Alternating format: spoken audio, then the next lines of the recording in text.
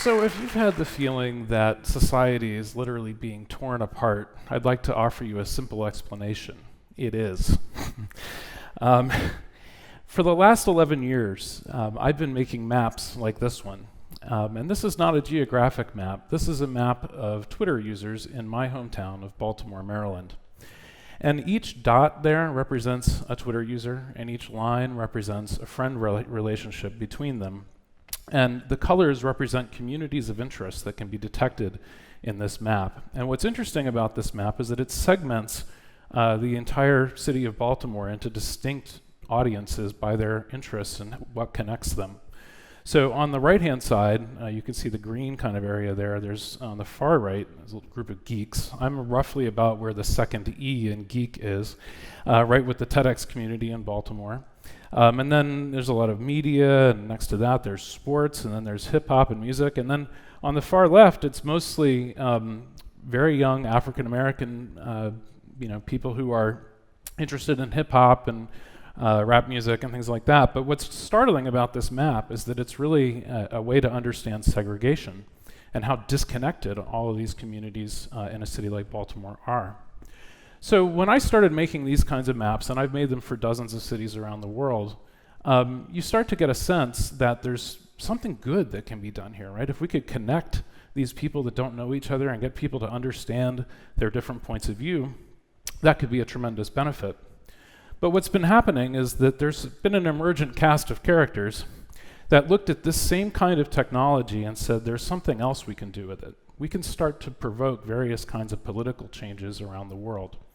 So there's this cast of characters comes from multiple countries, including this country, my country, France, Germany, even North Korea, Italy, have all realized the power of this kind of technology to alter public discourse. But I think that this has been fundamentally misunderstood. We've heard earlier today about Cambridge Analytica and the danger that it poses. The CEO, Alexander Nix, is pictured in the center there. They, of course, have just closed.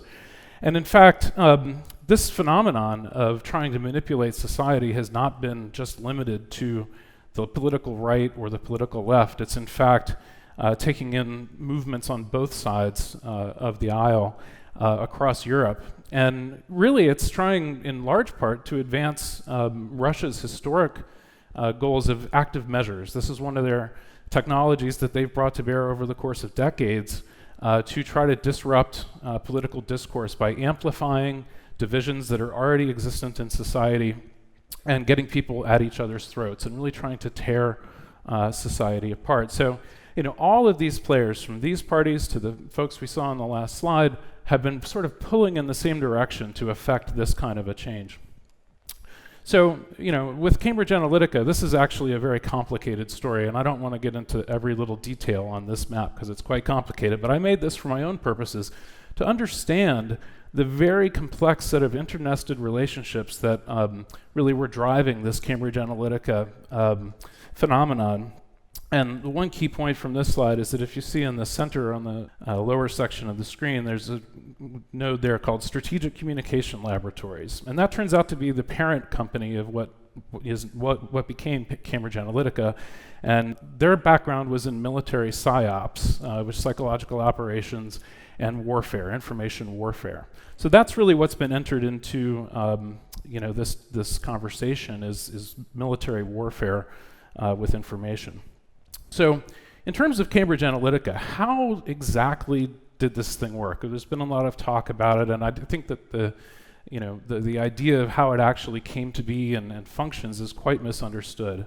So what they were claiming to do was to collect what is called a Big Five personality score on each person that they wanted to try to target. So that Big Five is also referred to as the Ocean personality model, and that stands for openness, conscientiousness, extroversion, agreeableness, and neuroticism. And the theory is that if you can kind of score every individual that you want to target on each of these scores, then you can come up with like the perfect messaging to send them to magically transform their mind. Well, that's kind of what the popular myth is, but that isn't quite the reality. The reality is that helps you to define audiences that you want to try to target. So this is actually a slide taken from SCL's materials about their work in Afghanistan, trying to target young unmarried males as an audience that they want to try to hit with specific kinds of communication. And you can see there's all these different sliders that they can use to kind of figure out what sort of direct audience they want to try to reach. So the process in applying this methodology in the context of politics has taken the form of what they call dark posts. And basically the idea of dark posts is that they're ads that you can direct to a very tiny little audience and try to get the maximum response from that audience. Now, you might not be trying to change their mind, you might just be getting them to react. So in this particular example, these are 3 videos that were produced by the John Bolton Super PAC under the direction of Cambridge Analytica, each one with a very distinct kind of personality message. So the one up in the upper left is trying to stoke fear based on immigration and people being concerned about Islam.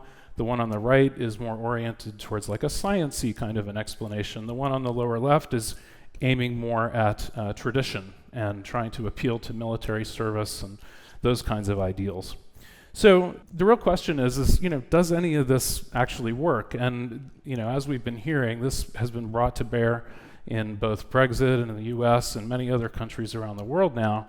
And Aaron Banks, back in 2017, said that they created 1 million online followers that reached upwards of 25 million most weeks. The engagement level was huge, and our Facebook page still grows 3K a week. Now, he invested his money in Brexit and very much believed that this technology worked. And if you look at the voter turnout for Brexit, what actually determined the result of the vote, it came down to about 650,000 votes. So having this kind of an impact could very well have taken Brexit one way or the other, and it's important to note that.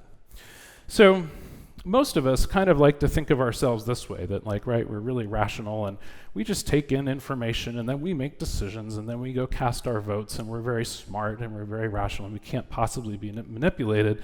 And even our own initial reaction to thinking that our personal information might have been stolen in order to manipulate our point of view, we just kind of laugh it off and go, well, what kind of targeting could you possibly give to me that would cause me to change my mind? It brings up notions of mind control and all that sort of thing.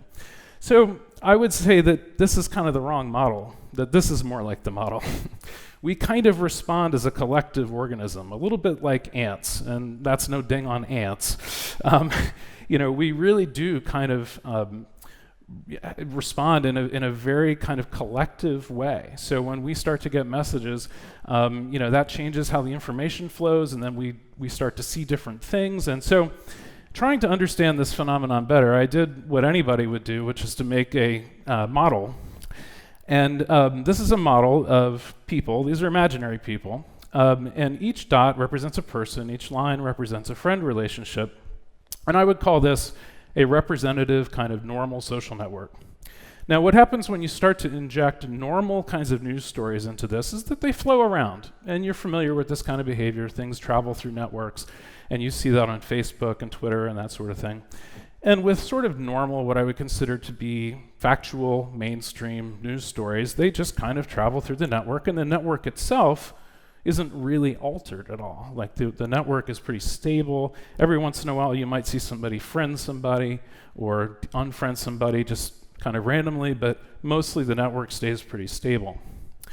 But when we start to inject different kinds of news into this network, like a divisive story, some might call this fake news, but I think that's a little bit of a misnomer, you can start to see that it actually creates changes on the network. And the reasons for this is because a low-quality news story that excites some people but turns other people off causes some people to unfriend people while other people are friending them, and you're basically promoting content coming from the edge that might be kind of not mainstream and quite extremist, becoming more center-focused and something that people are actually paying more attention to.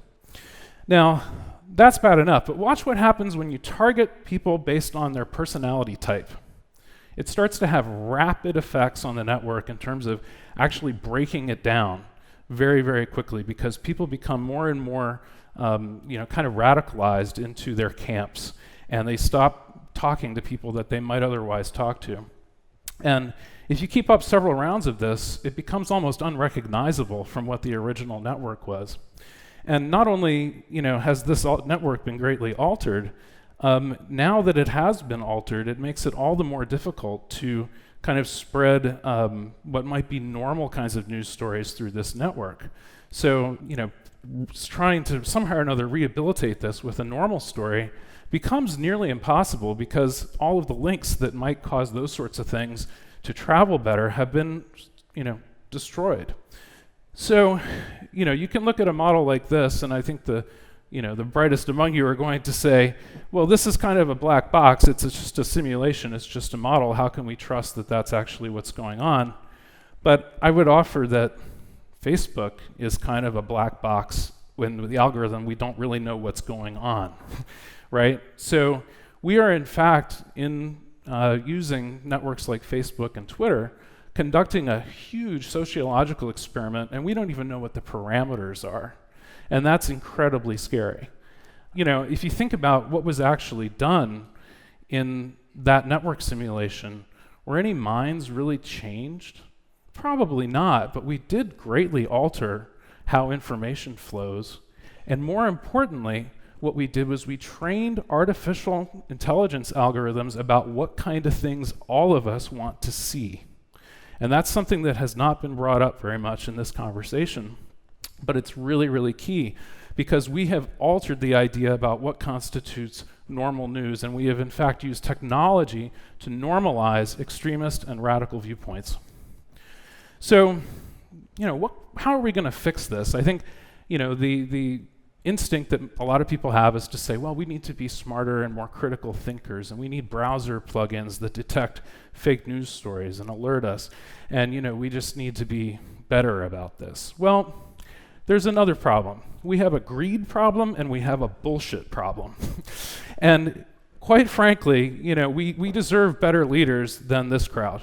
And as much as I think many of us enjoy the utility of something like Facebook, when the CEO of Facebook is known to have referred to his users as dumb fucks for trusting the company and keeps making mistakes about data privacy and protection of the network from hostile attackers, I think it's time to ask harder questions. And I think we should do the same of Sheryl Sandberg.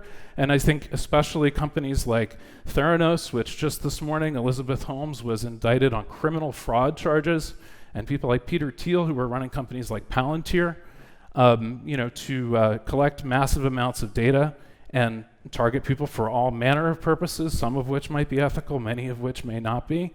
It's time for us to ask better questions about these leaders. And if you look at this thing from Twitter, it's just so tone deaf because they're promoting, oh yeah, Trump-Kim summit, promote with this hashtag. Well, what is even this thing, and what business do you have, Twitter, in promoting this thing as if it's somehow or another real? We don't even know what this thing is. And here we have a company that is so naive and so stupid to be promoting, people engaging with it and not even realizing that it could be, in fact, weaponized information. So I really think that, we need stronger leadership at these companies. And the fact of the matter is that our democracies are incredibly fragile. And the only thing that gives us some hope of being able to defend against this kind of technology is stronger and better moral and ethical leadership from these companies. Thank you.